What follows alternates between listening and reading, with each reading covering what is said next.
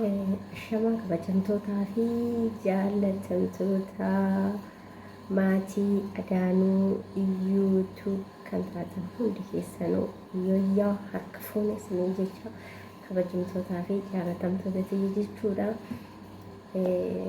Warroonni maatii kiyya taatan na jajjabeessaa share like comment gochuu hin dagatinaa isiniin jedha. Warroonni immoo maatii kiyya hin taane immoo maatii kiyya ta'a natti dabalama na jajjabeessaa isiniin jedha asumaan jechuudha. Har'a wanta sarpiraayisii nama godhu wayiin dhagaye jechuudha. Wanta xiqqoo ishii nama gammachiisu isiniin jedha. Maal gammaddee maal argattee naan jechuu dandeessu. Har'a dhaabadhee kan hin dhufeyyuu jechuudha. Hin teenye balbalarraan dhaabadhee isiniin jira. Na maal argattee Adaanuu maal argattee maal gammaddee naan jechuu dandeessu. Inna wantini argadhes immoo simbiraan ga'uutiin qaba jechuudha. Namoonni akka kiyya miidhaman namoonni akka kiyya keessa isaanii madaa'e jiraachuu danda'a jechuudha. Namoonni ni yaadattu yoo ta'e waggaa tokkoo fi walakkaa ta'eera jechuudha. Waggaa tokkoof ji'a ja'a kana ta'eera jechuudha. Innaa akka carraa hundumti keenyayyuu kan biyya Arabaa kana deemnuu fi yookiin of fooyyessuu maatii ofii fooyyessuu of jijjiiruu maatii ofii jijjiiruudha jechuudha. Innaa kanaafuu maaliif isiniin jechuu barbaadee kananii kaa hundumti keenya kaayyoo tokko malee biyyaa hin baanu.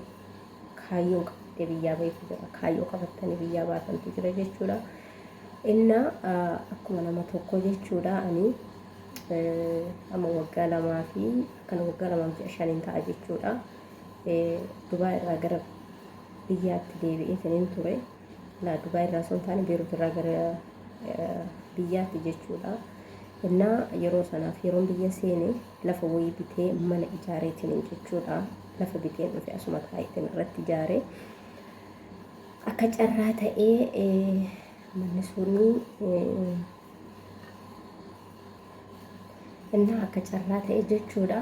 Sagaleen kun nagaamaa hin beeku. Akka carraa ta'ee yeroo sana akkuma irratti ijaareeni naannoo Buraayyuudha. Namoonni beektan ni beektu. Namoonni hin beekne immoo beekuu dhiisuu dandeessu. Har'a dhageessu jechuudha wanta kana. Innaa maaliif wanti keessi kiyya nama daa'ee wanti keessi kiyya waggaa tokkoof ji'a kana waggaa tokkoof ji'a ja'a kana dhugaa waaqa sammuu kiyya sirriimti jechuudha. Ergangaa sana dhagayeeti nan ta'a malee iddoon taa'uun beeku nan dhaabadha malee bakka dhaabadhu hin beeku. Garuu wantan har'a isinitti himu tokko kan diigeessu mootummaadha jechuudha. Manicha aankobichaa miti namoota baay'eedha safara sanaa kan diigame. Nama akkamiitiin isiniin jedha. Nama mana gara 100 jala ga'udha jechuudha. Kan diigame manni sun jechuudha. Walumatti qabaasaa kan koo jedhee kan nama kaanii jedhee jechuudha. Innaa kanaafuu namoonni naannaa sanaa manni isinirraa diigamee jira yoo ta'e nama qabdanii hordofsiifadhaa isiniin jedha. Ani immoo wanti anaan har'a sarpiraayisii na godhee isinitti himachuu dhufe jechuudha. Amma isiniif deebi'anuun jedhanii jiranii garuu hagammaa deebi'ee harka koo hin geenye safaramee borurraa qabee hin safarama jechuudha. Laftan bitee lafa guddaadha. Lafti sun hundatu naa deebi'a ta'ee irraa citeetu naa deebi'a ta'ee hin beeku jechuudha. Garuu odeeffannoon lafti sun irraa citee gimmaashi mootummaa fudhatee gimmaashi sii deebi'aadha jechuudha. Kan dubbiin yookiin odeeffannoon na bira ga'aa jiru. Innaa ani immoo wanti isiniin jedhu hundi keessanuu jechuudha. Amantaa qabdanii inni amantaa kiristaanaa amantaa kiristaanaatiin inni amantaa musliimaa akka amantaa musliimaatti inni amantaa bakka amantaa garaagaraa qabna waan ta'eef akkuma amantaa keessanitti yaa Rabbi qabeenyaa ishee harkaa baaftee yaa Rabbi qabeenyaa ishee harkatti deebisii jedhaatii inni du'aayii godhuu dandeessan du'aayii naa godha. Inni tsalooti godhuu dandeessan tsalooti naaf godha. Inni kadhachuu dandeessan illee naaf kadhadhaadhaan isiniin jedha. dhugaa waaqa wanta akkanaa amma kana jedhee isinitti hin beeku keessa kiyya jechuudha baay'ee nama daa'ee ture baay'ee aariin ture amma lubbuu kiyya balleessuu irrattidha jechuudha kan hin deeme garuu ijoolluma na bira jiranii fi goddanyootuma kuna bira jiranii fi na hirraanfachiisanii sa'aatii kana ga'e jechuudha yeroo sanaatiif garuu lafa kanarra jiraachuuf hin barbaadu jechuudha maaliif wanti itti dadhabee wantan itti xaaree wantan halkan fi guyyaa boqonnaa itti dhabee biyya ormaa keessatti jechuudha kan hin dalagee yeroo akkasii harkaa ta'u sana jechuudha jireenyuma kootiifu bakka jiraachuu maafu tasfaa muree jechuudha dhugaa dubbachuudha jiraachuu yoo hin barbaadu jedheera akka mataa kiyyaatti jechuudha danna maaliif isiniin jedha namni tokko waa tokko erga walitti qabateen booda wanti sun yoo nama harkaa bittinnaa'e wanti sun amma nama akkatti deebi'utti jechuudha baay'ee waggaa baay'ee namatti fudhata jechuudha anis kan hin xaaree walitti qabee waggaa tokko yookiin waggaa lama miti jechuudha waggaa lama waggaa sadii waggaa afurii waan ta'eef innaan beektanii biyya keessatti waan tokko hojjechuudhaaf birriin xiqqaan akka hin baane waa tokko bituudhaaf birriin xiqqaan akka hin baane hin beektu jechuudha innaa kanaafuu har'a ammoo galanni rabbii yaa ga'u andurumas immoo rabbii dhumatti yaa waaqayyoon jedhe rabbii yaa waaqayyoo kan na harkaa baase kan na harkaa ba'es akkaataatti na harkaa ba'e hin beeku akkaataa harka kootti deebistu situ beekaa yaa rabbi jedheen waanuma kiyyatti kennadhee dhiise jechuudha innaa har'a kun akkanatti sarpiraayisii na godhanii lafti kee boruma taramaa siif deebi'anaan jedhanii garuu immoo wanti qabatama hin taane hunda isaan naa deebi'a ta'e irraa citee naa deebi'a ta'e waan hin beeku hin qabu jechuudha innaa kanatti aansuudhaanii warroonni akka koo mana ijaarrattanii manni keessa isinirraa diigamee warroonni immoo akka koo aartanii miidiyaa kanarratti baay'ee nama baay'eedha jechuudha namoonni boo'u nama baay'eedha jechuudha namni sammuu isaalleedha namni maraatu jechuudha innaa namni kanarraa hafus immoo nama waaqayyo eebbisee yookiin immoo guddanyaa gaarii kan nama hirraanfachiisu tokko yoo biraa qabaatanii wanti hundisaa inuma bira darbama isiniin jedha innaa kanaaf ani dhugaa galata rabbiin isiniin jedha yeroo sanaatiif dhuguma ni ulfaata sin hundi keessan mee faradaa obbukkeedhuma keessan ofuma keessaniin obbukkee ilaalaa jechuudha innaa biyya ormaa kana keessatti dadhabanii halkan hirriba dhabanii guyyaa boqonnaa dhabanii innaa guyyaa boqonnaatti dhabanii halkanis immoo hirriba itti dhabanii jechuudha akkanatti xaaranii fidanii haala taaneen innaa nama harkaa baduu እንደውም baay'ee nama aarsaa እንደውም biyya ormaa kana keessatti jechuudha keessumaa biyya ormaa kana keessatti boqonnaa nama dhoowwachuudha dhugaa keessi kiyya boqonnaa nan qabu ergasii dhugaa dubbachuudhaaf keessi kiyya boqonnaa nan qabu isiniin jedha dhugaa waaqayyoo rabbumti akkuma godhe jechuudha akkuma nama isiniin jedhe kana harka kootti naaf haa deebisuu isiniin jedha isinillee xirootii du'aayii na bira dhaabbadhaayyuu isiniin jedha innaa tokkommoo wanti isiniin jedhu akkuman dura jedhe namoonni akkuma koo isin jalaa diigamee jiraachuu danda'a yeroo sana sababa maaliitiif akka diigamee naannaa sana waraana bilisummaa oromoo naannaa sana jira mana sana keessa isaantu jiraata kan jedhamu jechuudha yeroo sana manni sun kan diigame innaa ergasii immoo turanii wanta isaan jedhanii higga waxiidhaan hojjetan ani garuu dhuguma lafa sana yeroo sanaa fi kan hin bitee yeroo sanaaf kan hin bitee lafuma kaartaa bilaanii hin qabnedha jechuudha lafa kaartaa bilaanii kana bitee mana irratti ijaariitii dafiti kaartaa bilaanii irratti baafadhu naan jedhan innaani gaafa sana akkas naan jedhaniiti ishi bakka hidhee lafuma kaartaa bilaanii hin qabne sana bitee mana irratti ijaaree ka'eetiniin deebisee kaartaa bilaanii irratti baafadhaadha jechuudha kan inni yaadee jechuudha. Garuu ani kaa daddafee mana irratti ijaaruun kiyya kaartaa bilaanii irratti baasuuf jechuudha. Anuma mana sana xumuruudhaaf ka'uu akka carraa ta'e diigame jechuudha. Inna sababni ittiin diigame yeroo sana waraana bilisummaa Oromoo naannoo sana jiraa jedhanii diiganiidha. Ergasii immoo turanii seeraa dhaladhaa jedhanii diiganii jedhanii ergasiis immoo erga diigamee boodayyuu jechuudha turee siniyyuu haa deebi'u jedhanii irratti haxxaradhaan jedhanii irratti haxxaranne jechuudha.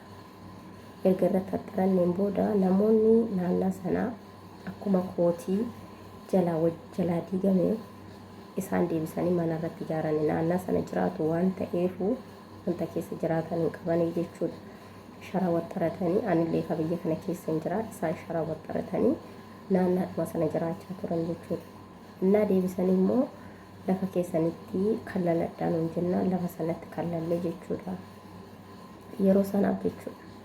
Innaa warroonni naannaa sanatti immoo sharaa waxxaratee jiraachaa ture ijaarradhaa kallaladhaan deebisanii ijaarratanii jechuudha. Manuma ijaarratanii gaafa mana ijaarratanii xumuranitti galan ammas immoo deebi'anii irratti jigsanii jechuudha. Achumaan bakka anillee abdii muradhee kalaas. Kanaa booda mana sirratti ni ijaaru dura innaa irratti ijoolleen naannaa sana namoonni naannaa sana irratti ijaarinaan jennaan annan dide jechuudha. Kan isaanii inni lammataa deebi'ee diigame kan kiyya tokko malee hin diigamne kan isaanii gisee lamaan diigamtu jechuudha. Innaa kanaafuu amma immoo qabatuma sanaatti lammata diigamnaan bakka tasfaa murannee teenyee mammoo deebisanii lafti keessan siniif haa deebi'u jedhanii ganaa amma kaa hin beeku boru waraqata ittiin bitamee fi kaarame akka ta'e adda baasanii qooduudhaa fi boru qoodama jedhanii gammachuu natti himanii. Innaa maalifi wanti keessi kiyya tokko anis yookiin immoo fakkaattonni koo kan akka koo keessi isaanii aaree keessa isaaniitti qabatanii jiraatantu jiraachuu danda'a jechuudha. Obsaan nama jiraatantu jiraachuu danda'a jechuudha. Ani dhugaa waaqaa gisee tokko na aarsa, gisee tokko na boonsisa, gisee tokko bakka maal akkasiin hin jedhu hin beeku. Innaa maalifi wanta na hojjedhe of harkaa dhabe waan ta'eef na harkaa bittinnaa'e waan ta'eef wanta akkasitti of harkatti qabadhe hundi na harkaa bittinnaa'e waan ta'eef jechuudha. Innaa mogoleen na jalatti gaafa mogolee kiyya dhaanii mogolee amma namni mogolee dhaame taanaan danda'in dhaabatu jechuudha. Deemuu hin danda'u. Garuu erga gaafa sanaati mogoleen kiyya na jalatti rukutame bakka anillee siquu hin dandeenye deemuu hin dandeenye jechuudha. Maaliif gadda malee hojjedhe bu'aa buufachaa hin jiru jechuudha. Aaruu malee gammachuu hin qabu jechuudha. Innaa kanaafuu anis immoo rabbiin galanni haa ga'u gadda sanas keessa darbee aara sanas keessa darbee har'a gaheetiin hin jira. Rabbiin kiyya galanni haa ga'u sinin jira. Kan biroos immoo isumatu beeka kan beekus isuma waaqayyo ammas immoo bira dhaabatee humna kootiif dakka kootiif qabeenyaan baasee kan naaf kan fijiinaaf ta'u ammallee isadha jechuudha. Namaanifi rabbii takkicha rabbiin gaditti immoo nama jechuudha. Innaa kanaafuu ammas waaqayyo bichaa madaa kiyya xiqqoo nama daa'ee jiru xiqqoo ishii waan qoricha argatte natti fakkaata jechuudha. Har'a waan qoricha argatte natti fakkaata. Gaafa muluun isaa na harkatti deebi'ee kan keetinaan jedhanii kaartaa bilaan irratti baafadhe kan keetinaan jedhanii bakka madaan kiyya kan keessi kiyya nama daa'e madaa kiyya namni naan beenne keessi kiyya nama daa'e kan namni nan gaafanne gaafsuma naan fayya natti fakkaadde. Dhugaa siniin jedha keessi kiyya madaadha. Innaa kanaafuu madaadha yeroo siniin jedhu madaa kana jedhee namatti himachuu hin danda'u kana jedhee dubbachuu hin danda'u jechuudha. Kan beeku rabbi tokkicha qofa waan ta'eef. Innaa kanaafuu galata rabbii galanni isaa fi ulfinni isaa hin badiin siniin jedha. Amma immoo caafeessaa argamee jira. Kanaafuu akkuma hundi isaa harka kootti naaf deebi'ee naaf galu akkuma siniin jedheeyyuu hundi keessanuu du'aayiidhaan tsalootiidhaan akkuma amantaa keessanitti na bira dhaabbadhaan isiniin jedha. Na bira dhaabadhaan na jajjabeessaa. Warroonni kanaan dura na jajjabeessaa turtanillee, warroonni kanaan dura na bira dhaabbachaa turtanillee, warroonni kanaan dura nama lubbuu kiyya balleessu waan ta'e namoota lubbuu kiyya irraa na oolchitanii har'aan na geessanillee galatoomaa ulfaadhaa isiniin jedha. Ammas immoo na biraa na fiina na jajjabeessa haqa macarrashaatti isiniin jedha. Hundi keessan galatoomaa ulfaadhaa isiniin jaaladhaa. Sheer, laayik, koomentii gochuu hin dagatinaa. Namoonni akka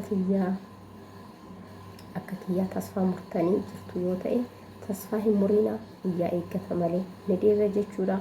Otoo yeroo sana aaree lubbuu kiyya yookiin immoo hiyootii kiyya kana lafa kanarraa balleesseera ta'e hin tura hin bula malee lafti hin deebi'a jechuudha. Lafa jechuun immoo maal jedhee Baqqalaa Garbaan wanti lafaa lafeedha jedhe. Innaa kanaafuu lafti lafee nama waan ta'eefuu borus taanaan iftaanis taanaan ni deebi'a. Hundi keessan tasfaa hin muriina, jajjabaadhaa, eeggadhaa isiniin jedha. Warroota kan akka kootiif dhaamsa isiniin jedha. Warroonni warra akkasii jiran yoo ta'e sheer, laayik, koomentii gochuudhaan biraan na gahaa isiniin jedha. Ulfaadhaa galatoomaa. Nagaan naa bulaa. Wantan irra gahe immoo borus har'as taanaan simbiraan hin gahaa. Kun kan xiqqoo ishee madaa kiyyatti ashaboon naa firfirfamedha. Isinii ashaboon irraa naa qores. Ashabootti naa firfirfamedha jedha. Kan xiqqoo ishee irraa naa qoredha isiniin jedha. Innaa suuta immoo akkuma isiniin jedhe keessi kiyya kan madaa'ee jiru naaf fayyuu danda'a isiniin jedha. Innaa galatooma ulfaadhaa. Akkuma isiniin jedhe sheer, laayik, koomentii gochuudhaan na bukkee dhaabadhaa, na jajjabeessaa. Obboleetti keessaa isiniin jedha. Isiniin jaaladhaa. Halkan gaarii, guyyaa gaarii isiniif haa ta'u. Warroonni biyya ormaa kana keessa facaatanii jirtan hundi keessanuu warri halkan keessa jirtan nagaadhaan bulaa. Warri guyyaa keessa ooltan immoo guyyaa keessa jirtan immoo guyyaa gaarii isiniif haa ta'u isiniin jechaa dhaamsa qosmaa hin dabarfadhaa. Ulfaadhaa galatoomaa. Sheer, laayik, koomentii godhaa.